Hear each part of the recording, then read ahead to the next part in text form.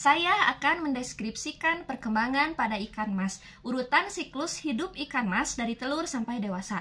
Antara 2-3 hari, telur-telur akan menetas dan tumbuh menjadi larva yang bergerak secara vertikal. Larva ikan mas mempunyai kantong kuning telur dengan ukuran relatif besar yang berfungsi sebagai cadangan makanan. Kantong kuning telur tersebut akan habis dalam waktu 2-4 hari. Larva berubah menjadi kebul atau larva stadium akhir dalam waktu 4-5 hari. Pada fase ini, ikan mas memerlukan makanan berupa zooplankton seperti rotifera, moina, dan dapina. Setelah 2-3 minggu, kebul tumbuh menjadi anak ikan yang masih kecil atau burayak.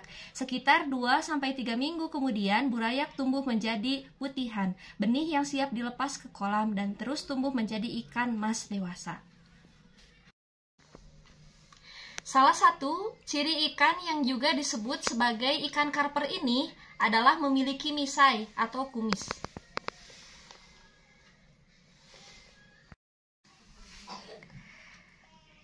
Berikut adalah ciri-ciri ikan mas secara morfologi. Memiliki penutup insang, memiliki sirip dada, memiliki sirip perut, memiliki sirip punggung. Sirip punggungnya berjari-jari keras, sedangkan bagian akhirnya bergerigi. Mulut ikan mas terletak di tengah dan dapat disembulkan atau disebut dengan protaktil. Pada bagian mulut ikan terdapat gigi pada kerongkongan sebanyak 3 baris berbentuk geraham.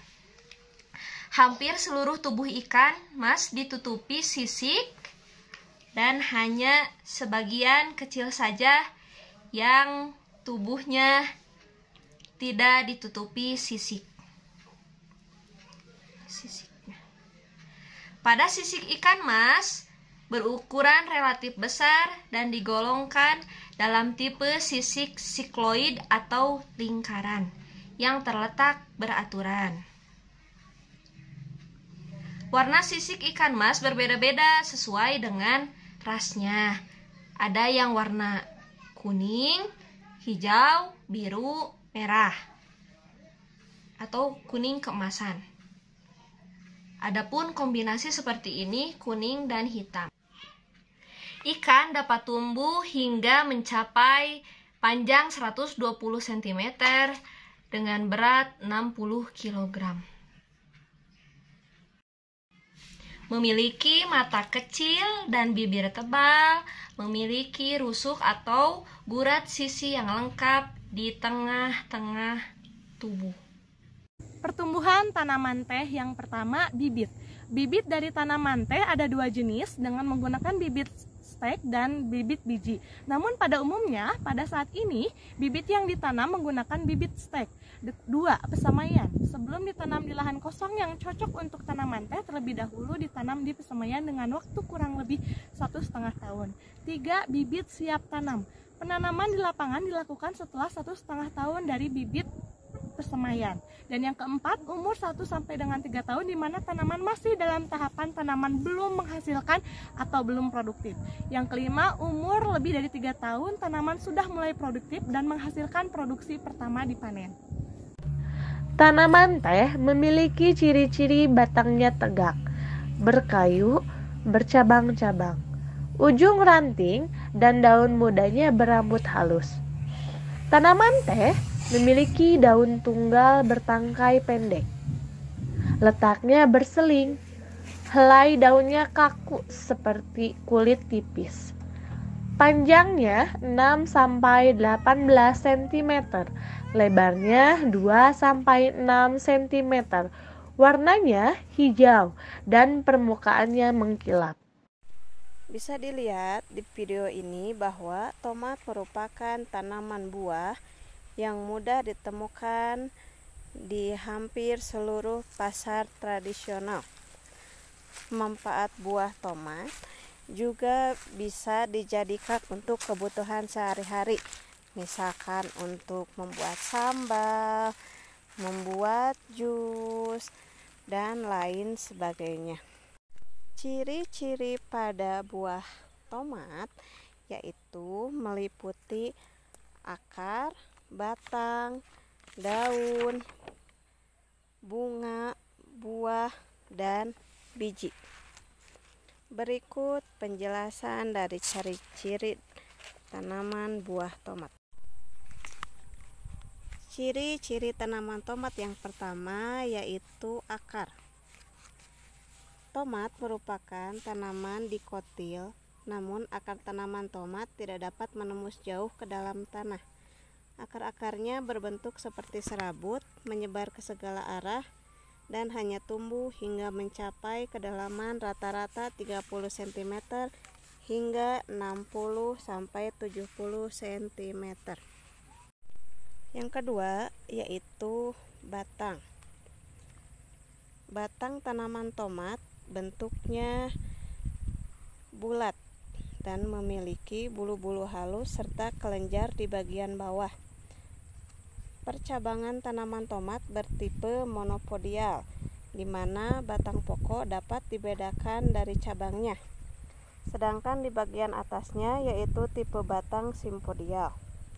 Batang tanaman tomat dapat terus tumbuh, namun ada beberapa yang berhenti muncul setelah bunga muncul. Yang ketiga yaitu daun. Tipe daun tanaman tomat adalah daun majemuk, di mana setiap tangkainya memiliki 5-7 helai anak daun berbentuk opal dengan tepi daunnya bergerigi dan mempunyai celah yang menyirip. Daunnya yang hijau juga memiliki bulu-bulu halus seperti batangnya. Panjang daunnya sekitar 20-30 cm dengan lebar 15-20 cm.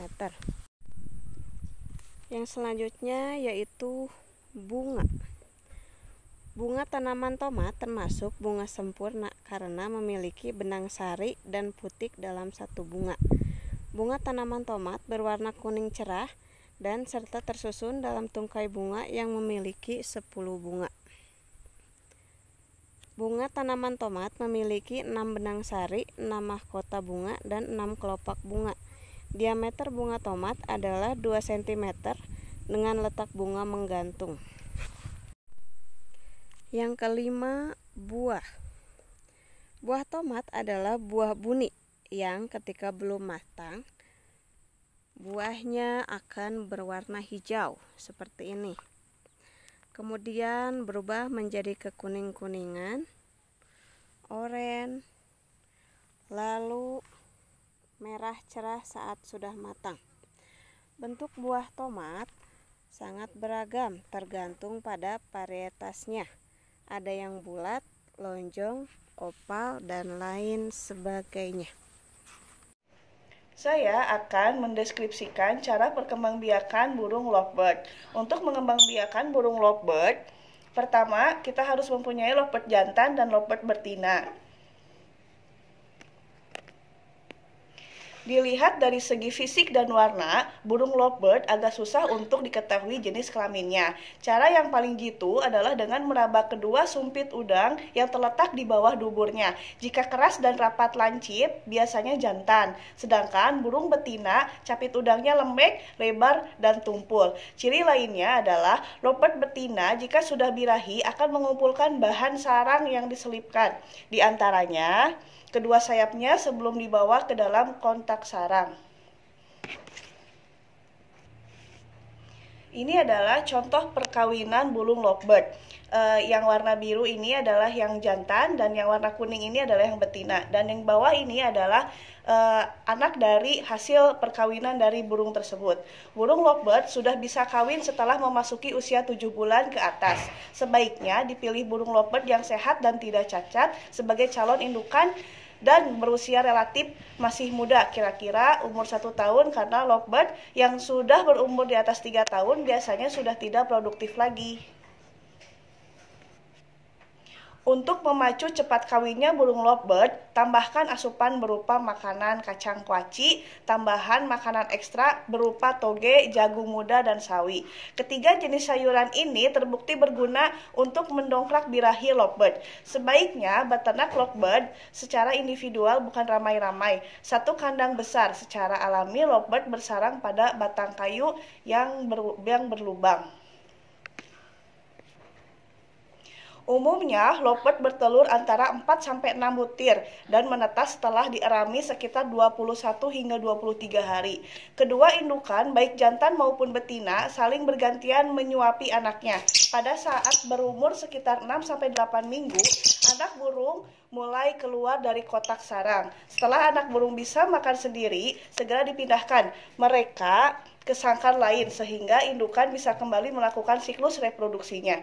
Dan ini adalah contoh anak burung lovebird yang sudah berusia 2 minggu.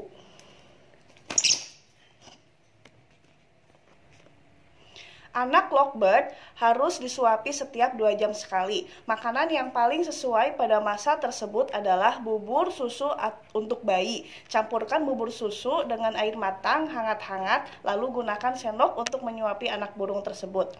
Berikut adalah siklus dari burung lovebird ini. Terima kasih. Di sini saya akan mendeskripsikan tentang perkembangbiakan pucuk merah. Jika kalian memiliki tanaman ini dan ingin memperbanyak, ada beberapa pilihan yang bisa dilakukan. Tanaman pucuk merah dapat dikembangkan atau diperbanyak dengan 2 cara. 1 dengan vegetatif dan 2 generatif. Yang pertama ada semai biji. Pada saatnya dari tanaman ini bisa diperoleh bijinya. Saat bunganya mekar mirip dengan bunga jambu klutuk atau jambu air. Buah yang telah tua berwarna biru tua kehitaman dengan aroma mirip jambu-jambuan. Biji yang telah tua bisa disemaikan untuk mendapatkan bibit-bibit baru dalam jumlah banyak. Yang kedua, stek. Proses ini dapat dilakukan dengan cukup mudah. Cukup memotong bagian cabang atau batang, kemudian ditancapkan ke dalam media tanah lalu disiram. Untuk mempercepat dan meningkatkan persentase, keberhasilan dapat ditambahkan sungkup plastik pada setekan. Setelah tumbuh baik dan kuat, bibit bisa dipindahkan ke tanaman atau tanam dalam pot-potan. Yang terakhir, kultur jaringan. Dengan teknik kultur jaringan dapat diperoleh bibit pucuk merah dalam jumlah massal. Sayangnya, teknik sedikit rumit sehingga tidak semua orang bisa melakukan cara ini. Cara ini cocok dilakukan untuk skala besar dan penyediaan bibit dalam jumlah massal. Demikian cara beberapa yang dilakukan untuk memperbanyak bibit pucuk merah.